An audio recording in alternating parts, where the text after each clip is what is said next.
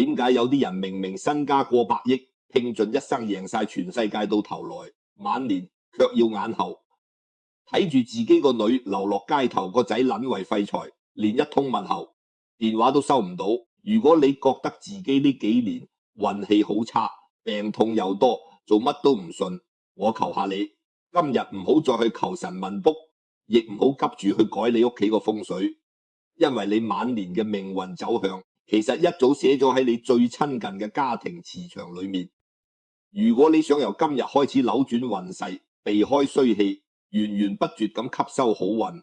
我誠意邀請你，而家就撳下面個訂閱掣，開啟埋小鈴鐺。我哋頻道會持續同你分享最簡單、最慳錢嘅日常天道、改運同調氣秘訣。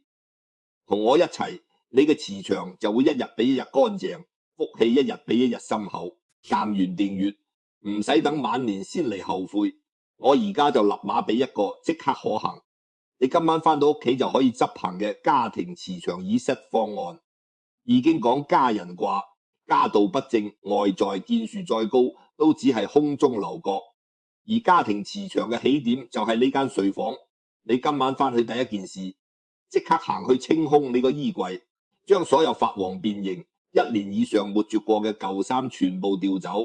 中醫話思傷脾，脾虛則濕重。衣櫃混亂代表你腦袋混亂，家道混亂。呢啲舊物堆積嘅係陰氣同霉運，只保留1/3，最乾淨最合身。你真正中意嘅衣服，重建秩序。當你衣櫃清爽，大腦空間騰出，你嘅氣血同家庭氣場自然會重設，脾為一好，家和萬事興。做完呢步，我哋而家就進入今日嘅重頭戲，用呢套天道因果嚟拆解72歲國際巨星成龍贏了世界卻輸了家嘅宿命大仔本。講起成龍，大家腦海裡面浮現出嚟嘅，可能係佢喺荷里活星光大道留名嘅風光，係佢拿住奧斯卡終身成就獎嘅榮耀，又或者係佢那個100億嘅驚人身家。但係上天係公平嘅，天道收主，從來唔會因為你有幾多錢而手軟。天道要收你嘅主，往往會用一種最安靜、最殘忍嘅方式，悄悄地由你最在乎嘅地方開始動手。成龍呢一生最在乎3樣嘢，第一係名聲，第二係形象，第三係佢嗰個永遠打不死不老嘅英雄神話。但係你睇下今日年過7旬嘅成龍，頭髮花白，老態龍鍾。更可悲嘅係佢一雙兒女嘅命運，一個流落街頭，誓死不認生父；另一個雖然錦衣玉食，卻成了解救不回嘅豪門廢材。呢個贏了世界卻輸了家嘅殘酷現狀，正正對應咗易經入面最核心嘅一句天規德不配位，必有災殃。我哋先由成龍嘅根開始講起。俗語話行不改名，坐不改姓，但在命理學上，一個人嘅名字同姓氏代表住佢嘅宗族磁場同根基。成龍呢一生居然用過4個姓氏。佢生出嚟嘅時候姓陳，叫陳廣生，後來進氣校跟師傅姓袁，批名袁柳，再後來轉嚟營圈，改名叫成龍。直到晚年認祖歸宗，才知道自己本來姓房族，譜上嘅名字叫房士龍。4個姓氏4段身世，喺易經命理中頻繁改姓係大忌，這代表住祖先庇佑嘅磁場極其混亂。一個人嘅根基不穩，晚年就容易凋零，守不住福報。成龍6歲半嘅時候，父母因為要生計，將佢一個人留在香港於占元師傅嘅氣校裏面。氣校嘅生活外人根本無法想象，每天早上5點起床練功練到深夜，做唔好要挨打，偷冷嘢要挨打。成龍曾經被師傅打到皮開肉綻，下後休嚟探望時，看見滿身傷痕，當場痛哭。咁樣嘅日子，成龍撐你整整10年。呢10年嘅苦難，雖然幫佢練就一身過硬嘅本領，但同時亦喺佢內心深處種下了一股極度渴望成功、極度好勝愛面子，甚至可以話係自私嘅陽光之氣。中醫認為，心主神明，好勝心過強嘅人，體內嘅心火往往極其旺盛，心火旺能讓人拼命往前衝，做出驚天動地嘅事業。但火克金金代表規矩、節制同收洗。如果一個人體內只有熊熊烈火，而缺乏水嘅資源，佢嘅性格就會變得極度自我，無法顧及身邊人嘅感受。成龍後來成名，開創了功夫，喜劇嘅先河成立成家班。成家班以拼命聞名，使用安全韓不靠特效，真打真摔。當年拍 A 字話，有一場戲又從鐘樓頂端墜落，特指演員先頭一個摔傷腦自罪，爬都爬唔起嚟，成龍自己親自上陣，吃藥一下，都任憑直接被一拍，佢從中摔在硬地上面，鼓壯烈演，追溯重生。導演大喊說夠了，但成龍躺喺地上喘着粗氣說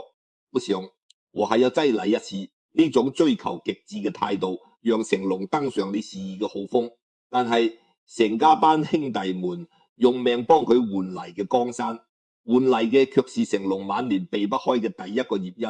對手足嘅涼薄。易經講同聲相應，同氣相求。你用什麼磁場對待人，天道就會用什麼磁場回報你。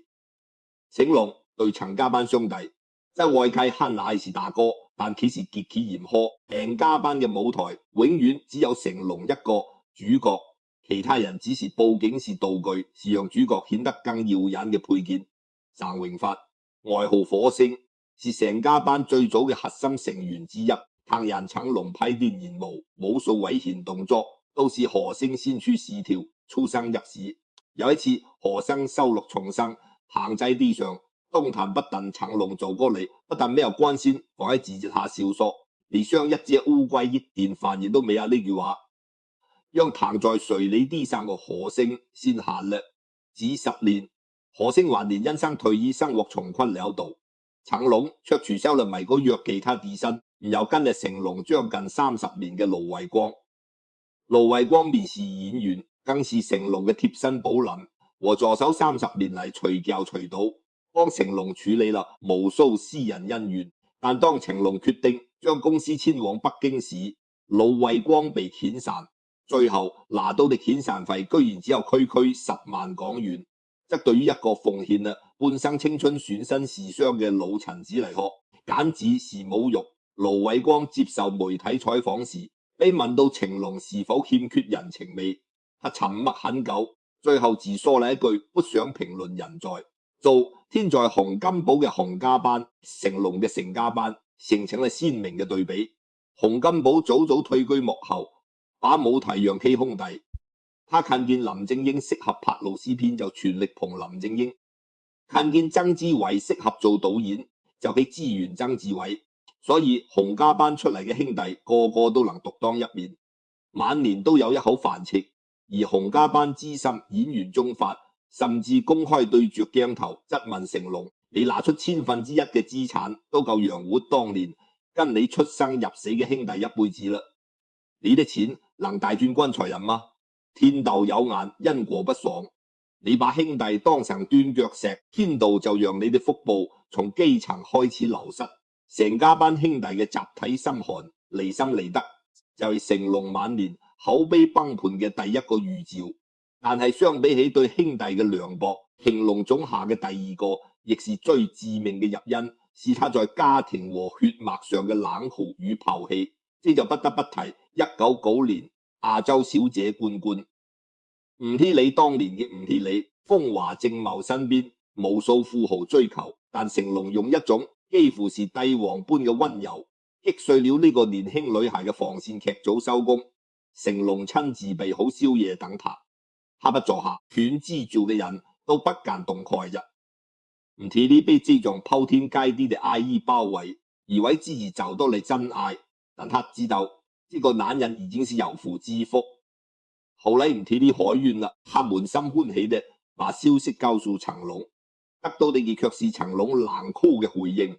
打掉孩子，成龍甚至懷疑這是一個陰謀，是女方想孩子來威刑困騰他。他明確放話：如果你執意有生下來，我絕對不會承認，更不會負任何責任。含體力也係一個極其倔強嘅人，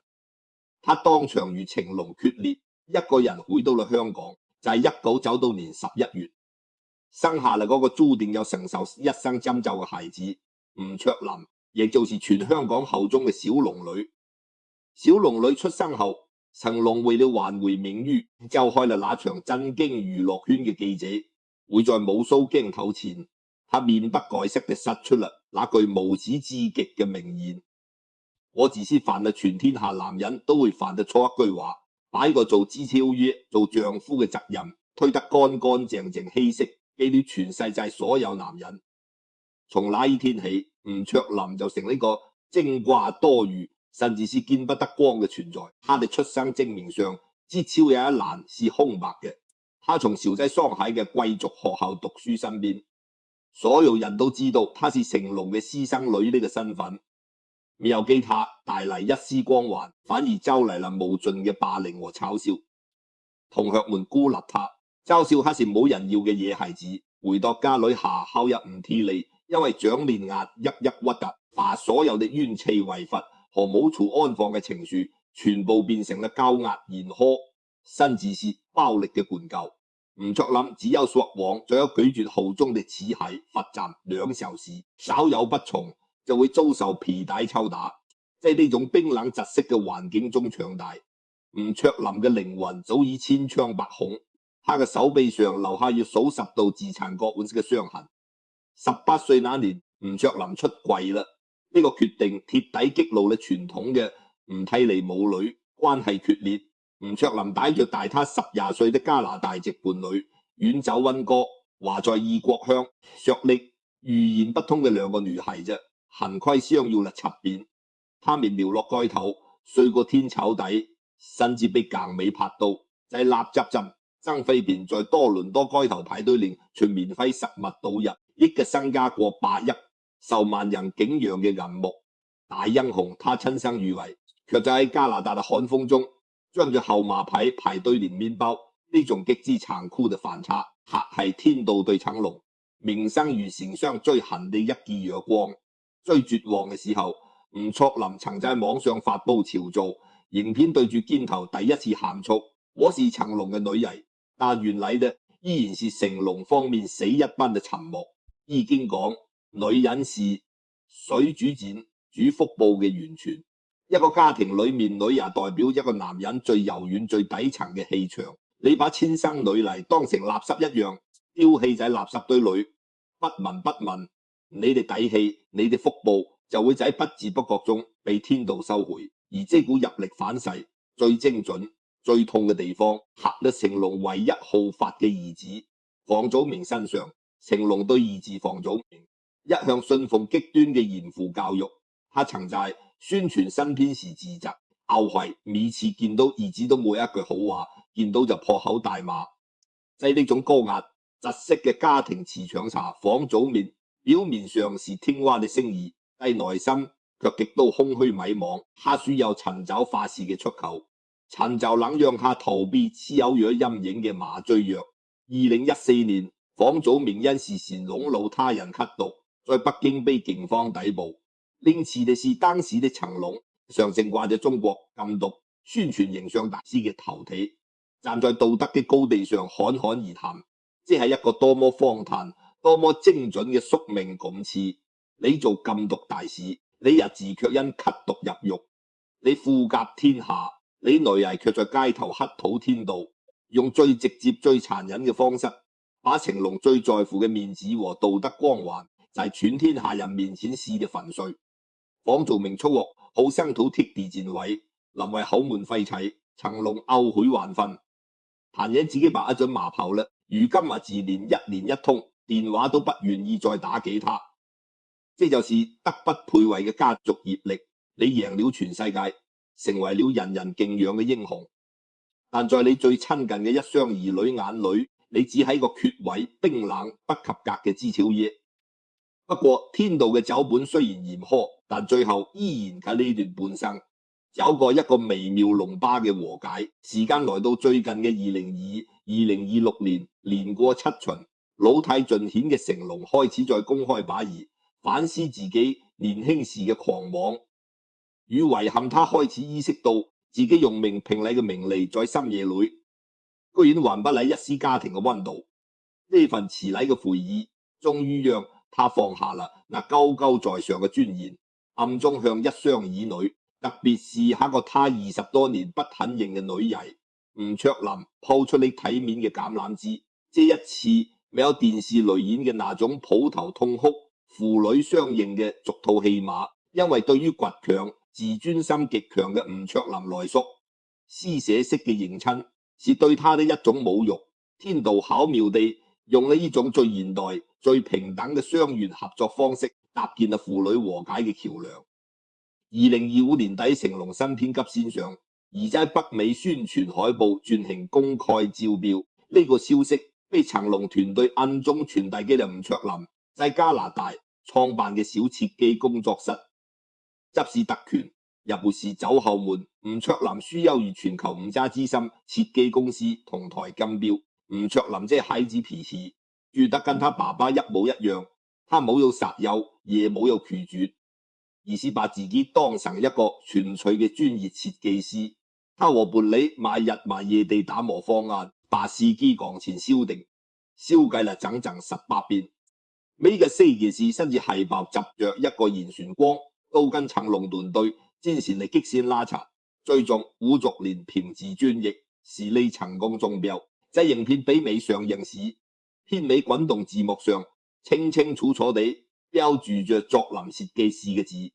這裡26年嚟成龍第一次以如此正式且無法抵賴嘅商業方式承認並使用了親生女兒吳卓琳嘅勞動成果港媒。隨後爆料，成龍私下早已透過中間人悄悄支付了吳卓琳在加拿大租住公寓嘅房租，並在2026年初撥出4000萬港元為他設立呢個專屬嘅信託基金，保障他後半生嘅生活。在最近嘅一場直播中，幾萬網友刷屏追問吳卓琳是不是已經和自超也破邊，拿到4000萬信託基金了。吳卓琳喊得非常冷靜坦萬人，他沒有喊有，也沒有刻意迴避，只是平靜對說，他最近經常看我做嘅海報，工作歸工作，競標流程可必完一樣。至於呢4000萬，都只銷路銷售。我沒有爸爸，我只有媽媽。我有手有腳，能靠手藝可下去另一邊。2016年合約嘅好友着佢生日53歲嘅胡提烈，在導演面直播中生根發佈地透露，如胡卓琳主動給他發來了祝福短信，還有下冊回家，親自下廚做飯給媽媽吃。胡聊利在鏡頭前眼淚倒眶而出，母女人拉扯折磨了20多年，